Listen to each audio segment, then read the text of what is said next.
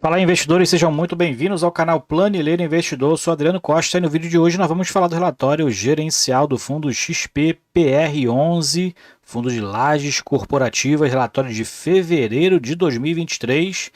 Fundo aí com risco muito grande, né? Pagando como se fosse um fundo na base 10, é isso mesmo. Vamos ver aqui a performance do fundo, mas acredite, é um fundo na base 100. O fundo caiu muito no mercado. Então acompanhe com a gente aí, se você gosta desse tipo de assunto, se inscreva aí no canal, ative as notificações, deixe seu like, é muito importante pra gente, é tudo de graça, mas ajuda muito a gente a disseminar as informações pelo YouTube, continuar nosso trabalho aqui. E também eu vou deixar esse relatório gerencial na descrição do vídeo para você baixar e fazer uma leitura mais detalhada, e também o link do nosso grupo do Telegram. Se inscreva lá, converse com outros investidores também. Vamos lá então. XP Propriedades tem como objetivo oferir ganhos de aquisição de exploração comercial de empreendimentos preponderantemente da área de lajes corporativas, educação e hospitais, mas atualmente atua somente no segmento de lajes corporativas. Desde dezembro de 2019, pouquinho antes do início da pandemia, né?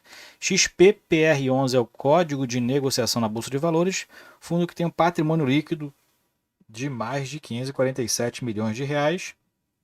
Número de investidores, 67.300 investidores que têm sofrido, que provavelmente está com prejuízo aí na cota, né? Então, se você é um dos investidores do XPPR11, se inscreva aí no canal, que todos os meses a gente tem acompanhado já há algum tempo aqui o desenrolar, né, o desempenho que a gestão está fazendo, que finalmente a gestão saiu lá da cadeira e está fazendo alguma coisa para poder tirar o fundo dessa situação, né? Então a gente vai verificar aqui nesse relatório algumas atitudes aí que a gestão está tomando. XP Vista Asset Management é o gestor, administrador é Vortex DTVM, taxa de administração e provavelmente paga maior, né? 0,95, um fundo pequeno, considerado pequeno, né? Taxa de performance aqui com certeza não está pagando, né? Não é possível que está pagando taxa de performance performando do jeito que ele está. E o benchmark IPCA mais 6%, de jeito nenhum está chegando nisso. Bom, vamos ver aqui alguns comentários do gestor, que em fevereiro de 2023, né, foi a base desse relatório, anunciou a distribuição de 10 centavos por cota. Isso mesmo, não é um fundo na base 10, é um fundo na base 100, mas está muito desvalorizado no mercado. Né? E fundo que tem a database aí, último dia útil do mês que ele faz referência. E o dividend de anualizado está em 4% em relação à cota de mercado, que já está muito abaixo do valor patrimonial dela, né? R$ 30,30. E depois do anúncio desse provento, em março o fundo despencou ali para 25. Achei que até despencar para baixo de 20, mas ficou ali, está sendo negociado a princípio nessa primeira quinzena aí em torno de R$ 25 a cota. Então vai ser pago amanhã, dia 14 de março, né? Fundo que em 28 de fevereiro divulgou um comunicado falando aí em relação à distribuição dos rendimentos, qual foi a sua justificativa, né? E os principais fatores foi o elevado nível de vacância física do fundo. O fundo não consegue reduzir essa vacância aqui, 46% em relação à área disponível para alocação. E o encerramento da carência do CRI Tower e Tower 1 e 2, que aumentou, elevou muito a despesa financeira do fundo. E, visto isso, o fundo começou a se movimentar. O que ele vai fazer? Vai vender imóvel, né? Não tem outra opção. O fundo, então, para diminuir os impactos gerados pela despesa financeira dos CRIs e reduzir o volume das obrigações assumidas pelo fundo no âmbito das aquisições de seus imóveis, a gestora, então, está fazendo algumas tratativas para potencial transação de 200 milhões de reais, provavelmente venda de imóvel, né? E, inclusive, ele já vendeu alguns, né? Depois a gente vai ver aqui na página 10 e o desenrolar aí, como é que o fundo, o que o fundo agora está procurando fazer, o que a gestora está fazendo para tentar reduzir esse impacto dessa despesa financeira, dessa alta alavancagem do fundo. E aqui o fundo fala sobre as movimentações de locatário, né, as lajes corporativas que ainda tem uma absorção de estoques aí aquém da expectativa de mercado em geral, né? Então, fundo justificando porque que ele não consegue reduzir a vacância de 46% aí nos imóveis do fundo, né? Bom, aqui a distribuição de rendimentos. Então a gente vai verificar a estratégia que o fundo tomou, né? Tomou a partir agora de fevereiro. O fundo teve aí receitas de pouco mais de 2 milhões de reais, despesas de quase 800 mil reais. O resultado foi de 1,2 milhão. E o fundo distribuiu 731 mil, 10 centavos por cota, fez a reserva dessa diferença justamente por conta aí já do fundo fazendo uma reserva para poder né, pagar aí as questões das despesas financeiras que vão ser pesadas realmente para o fundo. E o fundo vai manter esse nível de distribuição de 10 centavos por cota. Lembrando que o fundo tem que distribuir 95% mínimo, né, ali em relação ao seu resultado de caixa semestral, né? Mas o fundo distribuindo menos assim, né, até mesmo aumenta as receitas do caixa aplicado, né? Aproveitar a Selic alta, o fundo deixando para distribuir a maioria, os 95% mínimo ali no final do semestre, ele pega todo esse período aí de rentabilização de caixa, né? Também tem essas questões também, mas o fundo tem segurado para eventuais surpresas também que possa acontecer, né? O fundo realmente tomando alguma providência para poder o fundo né, sobreviver aí a essa alta alavancagem do fundo aí, que está sendo muito prejudicial para o fundo. A gente vem falando aqui, você que acompanha a gente aqui no canal e acompanha aqui a leitura do XPPR, onde a gente tem falado sobre essa alta alavancagem do fundo, essa expectativa que para 2023 que era alta em relação à dívida que ia assumir, em relação também à carência que estava dentro do imóvel novo do fundo, Faria Lima Plaza, tinha também o E-Tower que ia acabar essa carência e ia despencar a receita do fundo. Foi o que aconteceu. Então o fundo aí teve um resultado de 17 centavos, que já foi muito baixo, né? Nesse mês de fevereiro, distribuiu 10 centavos, fez uma reserva de 7 centavos por cota, né? Então a receita despencou já aqui, ó. A gente verifica aqui que a receita realmente está nesse patamar que a gente falou que seria, né? Em torno de 30 centavos por cota, né? Então é o que está se observando aí um pouquinho mais abaixo, mas dentro daquela expectativa que a gente estava prevendo no ano passado.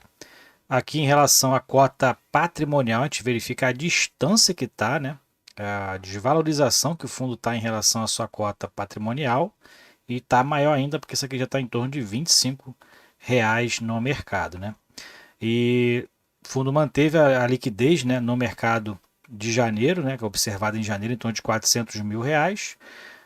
O giro de cotas tem sido de 3,3%, é até alto, né, pelo nível de muita gente aí liquidando prejuízo, né? Isso aí também é algo realmente não muito bom, né? O fundo todo ganho, né, que provavelmente teve mais uma parcela bem alta, quando você vende nesse prejuízo aí, vai-se tudo embora, né? Então, o investidor tem que ter paciência realmente com esse tipo de fundo, né? E aí tem gente que prefere liquidar prejuízo, né? Eu não tenho essa estratégia, mas tem gente que prefere ter paz, mas ter o prejuízo no bolso, né? Enfim, aí vale da estratégia de cada um. Bom, patrimônio líquido do fundo está lá ainda, né? O patrimônio está lá, 547 milhões é o patrimônio líquido, mas o fundo tem aí um patrimônio de quase, acho que superior a 1 bilhão, né? Porque o fundo tem obrigações muito elevadas, né? Em torno de 550 milhões em obrigações, o que diminui então o patrimônio líquido do fundo, né? E a gente verifica aqui que o portfólio do fundo, 99% são imóveis, o fundo só tem apenas 1% em aplicações financeiras de renda fixa, né? Ou aplicações do caixa. Então, dois ativos do fundo, o fundo tem apenas 1% em caixa, e a tipologia dos contratos, todos eles são contratos típicos, que não dá ali uma segurança em relação, né, os recebimentos, né, e as multas são normalmente mais reduzidas, né? Tem essas características aí que acompanham o Código Civil. Bom, o fundo está mais ali concentrado na Shopee atualmente, né, que alocou algumas salas, alguns andares lá naquele edifício Faria Lima Plaza. Então 23% da receita vem da Shopee, uma empresa que está em crescimento ainda, né, que dominou o mercado aí, principalmente da área do e-commerce, mas a gente sabe que essas empresas têm ali uma volatilidade muito grande, né, e somem de uma hora para outra, né, mas é o risco que se corre. A Shopee hoje tem uma concentração muito alta em relação à receita do fundo. O comércio eletrônico, então, ó, ela é apenas que está nesse segmento, 23%. E como a gente verifica aqui mais para baixo, a maioria dos indexadores do contrato é o IGPM, 64%, e 6% Dois contratos vão sofrer atualização agora em março, né, 6% deles. E o vencimento dos contratos, 81% vence a partir de 2025. E atualmente, como a gente verifica que a vacância do fundo está em 45%. Né? Então manteve aí desde dezembro 45%. Cielo é a composição física em relação à área construída, né, que ocupa a maior área física da ABL do fundo, 21%. Então, apesar da Shopee ocupar apenas 14% da área construída, ela representa 23% da receita, porque o valor agregado do imóvel que ela está é muito maior, né? O aluguel deve ser muito superior. Bom, aqui é a diversificação regional do fundo, que não tem, né? Tudo ali em São Paulo ou em Barueri. São 5 imóveis, como a gente verifica aqui. A maioria ali da área bruta locável do fundo é do edifício Evolution, seguido do edifício E-Tower e do Faria Lima Plaza. E os de Barueri tem ali uma concentração menor. Não, de Barueri é o Evolution E-Tower, né? Então a maioria da área bruta locável do fundo está em Barueri. E em São Paulo está os outros 3 imóveis do fundo. São 5 imóveis performados, não tem empreendimento e construção, 217 conjuntos prontos, uma área de 75 mil metros quadrados, tem 18 locatários atualmente, não tem inadimplência, pelo menos isso, né? E a vacância financeira do fundo 45%. E desses 45% não tem vacância financeira. Bom lembrar disso, né? Que às vezes a gente vê cálculos diferentes em relação a essa vacância, né? Eu entendia que a vacância financeira é o que vai além da vacância física, né? Mas esse cálculo aqui é em relação àquilo que está ocupado, tá? Essa é a interpretação que eu tenho aqui. Dos ativos performados são esses daqui, então tem as características aqui, né? O fundo tem participações parciais em todos eles, não tem participação ali integral em relação ao total do edifício, né? E esses são os contratos, muitas áreas vagas ainda do fundo, como a gente verifica aqui, né? Então essa é a situação, né, dos contratos do fundo atualmente. Então a gente verifica que tem muitas áreas vagas ainda no novo imóvel do fundo, né? E a gente acompanha aí essa performance do fundo, essa prospecção dessas áreas vagas aí para diminuir, né? Porque o fundo só vai conseguir cumprir essas alavancagens se tiver ali as ocupações dos imóveis, né? Como previa, né? Como ele previa realmente quando comprou os imóveis, né? Aqui a gente verifica as atualizações de mercado em relação ao mercado de lajes corporativas, então diminuiu um pouquinho aqui em relação à taxa de vacância da área de Barueri, né, como a gente verifica aqui, mas manteve-se ali o estoque total, né, então não tem construções novas ali oferecendo novas ofertas de lajes corporativas, está estabilizado desde o terceiro trimestre de 2020.